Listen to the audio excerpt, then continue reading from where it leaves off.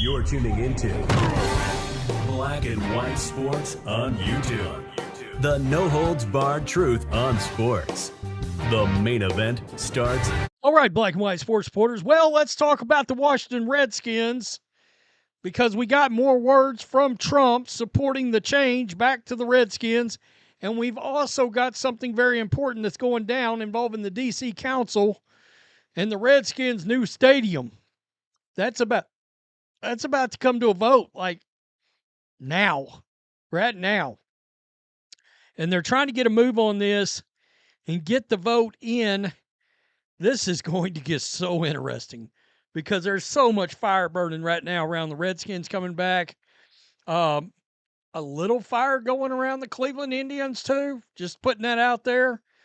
Can we get Chief Wahoo back? I'm just pointing it out. I get sad every time I see Major League.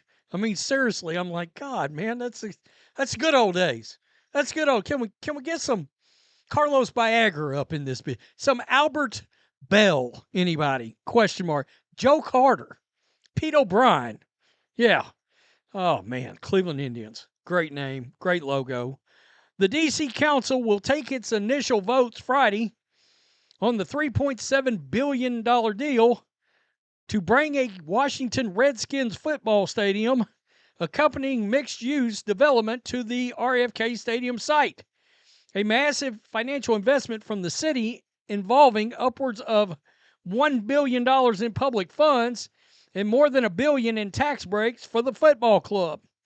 The vote comes about a week after D.C. Councilman Chairman Phil Mendelson, Democrat, released renegotiated terms for the deal that he said would recoup for the city more than $674 million in future tax revenue, and days after a public hearing where lawmakers grilled Mayor Muriel E. Bowser, Democrat, and the Redskins officials on issues ranging from environmental protection to parking and labor agreements.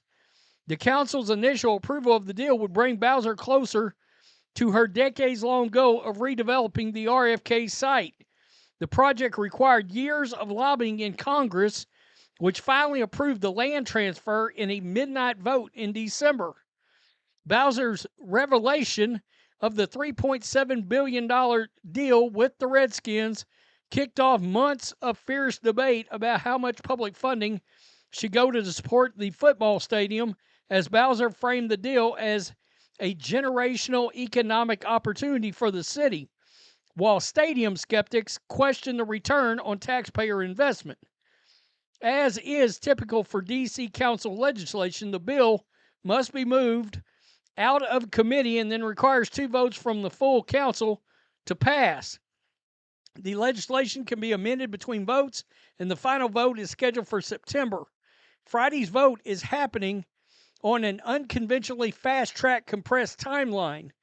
All in a matter of hours, council members are expected to vote the RFK legislation out of 2 committees in back-to-back hearings.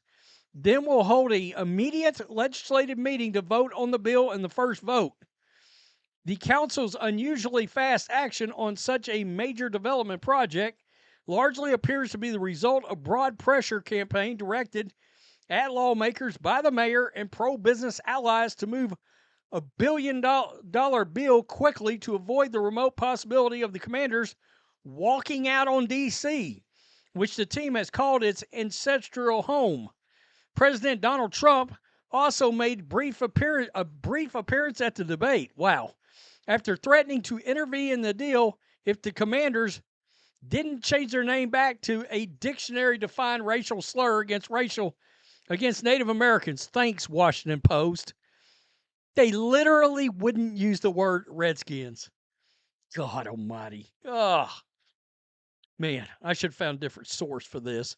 Mendelson's amended deal with the Commanders made changes intended to capture more revenue from the new sales tax arrangements, including setting a tax on parking, like at all city parking garages, directing sales tax for merch, food, and drinks sold at the stadium into a general fund rather than into the stadium reinvestment fund. So that brings us over here to Trump.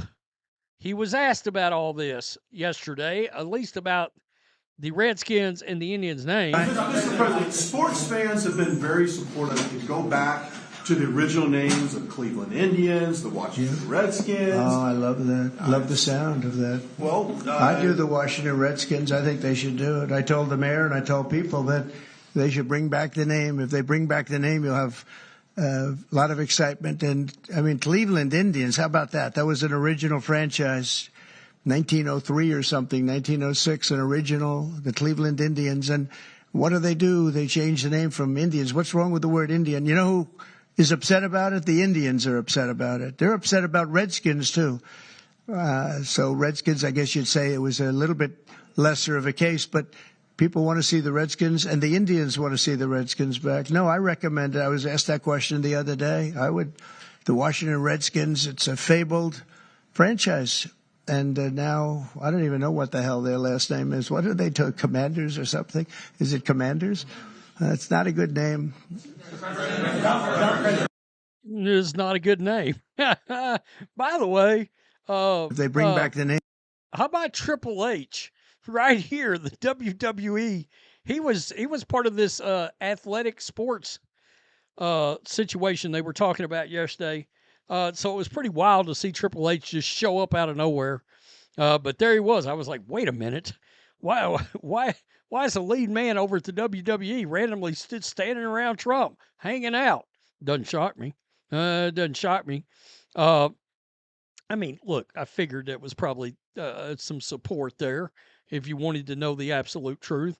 It's hilarious. Trump literally just said, Indians want us back too.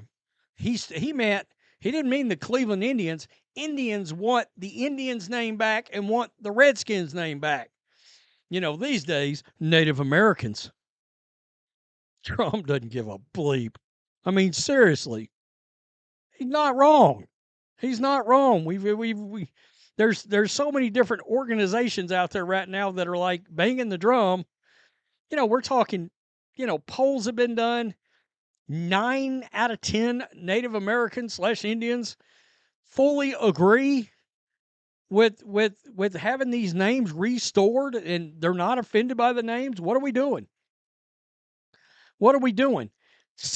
They're going to have some kind of a federal speed bump at some point that's going to come up regarding this new stadium.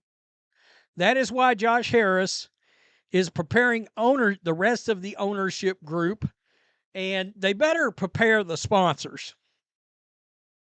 Okay? They're preparing the ownership group for a possible name change back to the Redskins, because they know if they hit that speed bump and they can't make it over it, oh shit, truck's too low.